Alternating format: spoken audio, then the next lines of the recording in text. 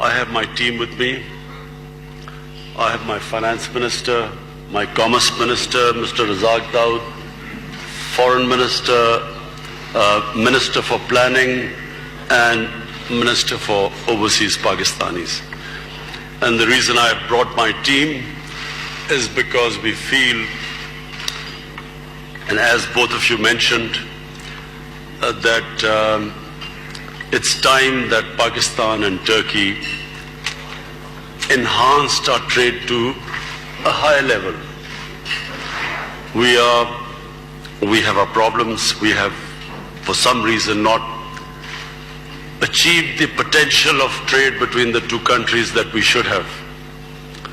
And one of the reasons, obviously, is that the distance between to take goods from Turkey to Pakistan through sea is a long, long way, and there's still no proper train connection between the two countries. So this issue, I think, in coming years will be sorted out because of a huge development taking place in Pakistan, which is the BRT, the Chinese Belt and Road Initiative, which is connecting those parts of the world which were not connected before. So that's just one thing that will, in future, if we start working from now onwards, the trade between the two countries will increase. The second thing is that Pakistan is a virgin territory. Pakistan is still virgin in the sense that a lot of areas of trade where Pakistan has huge potential have not really started performing. For instance, Pakistan has huge mineral reserves, but we have hardly done exploration even in 5% of the areas where there's oil, there's gas, there's copper, there's cobalt, there's coal, and these areas have hardly been any exploration has been done. But much more importantly, Pakistan has a population of 210 million people. It's one of the youngest population in the world. It has 120 million Pakistanis below the age of 35, which means it has tremendous amount of potential. And secondly is Pakistan's strategic position. It is connected to two of the world's biggest markets, China and India. And hence, Pakistan is on the verge. We are fixing our governance system. What we are trying to do is make it easier for businesses to work. The ease of doing business and cost of doing business, as we speak, we are trying to bring them down. So for businesses from Turkey, we will make it much easier. Already you mentioned that various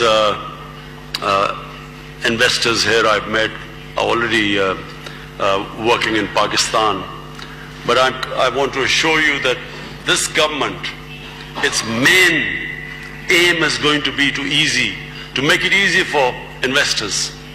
Cut out the red tape, make it easier, allow people to make money, make profits, and create wealth in the country.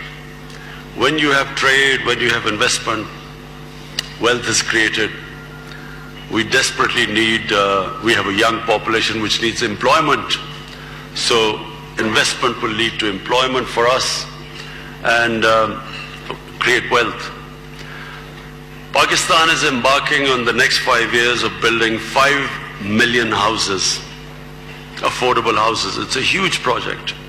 So your construction companies are welcome. We have, as I said, my team is here to answer questions. That's a huge initiative taken by Pakistan. Then we have, along with China, we are developing special economic zones along the along the BRT, the Belt and Road Initiative. And so again, it is a great opportunity for businesses from here to come and invest. But above all, we have what probably is one of the most diverse country in the world in terms of tourism. We have, I don't know whether most of you realize, out of the 12 or 13 highest peaks in the world, half of them are in Pakistan. Pakistan not only has an totally untapped mountain scenery, trekking, an area open for new resorts, but also Pakistan has also the most diverse religious tourism. It's the center of Buddhist civilization.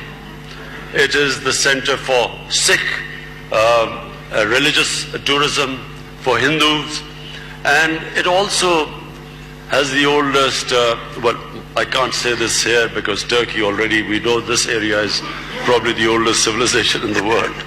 But in Pakistan we have the Indus Valley civilization, which is 5,000 years old. And of course it's a very historical part of the world.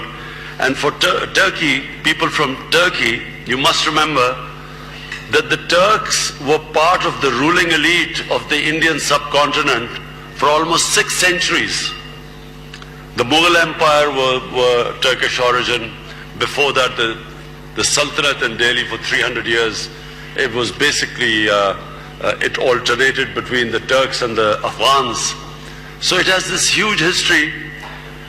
And let me not forget that when Turkey was fighting for its independence, when the Greeks had invaded the mainland, people, what is now in Pakistan, then it was India, but from what is Pakistan, people were collecting money to support the Turkish movement for independence under Kemal Atatürk.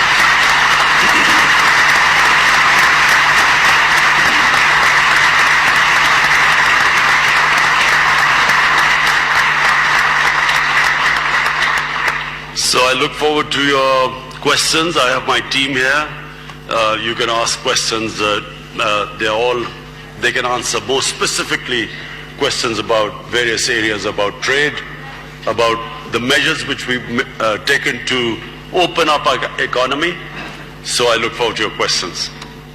Thank you.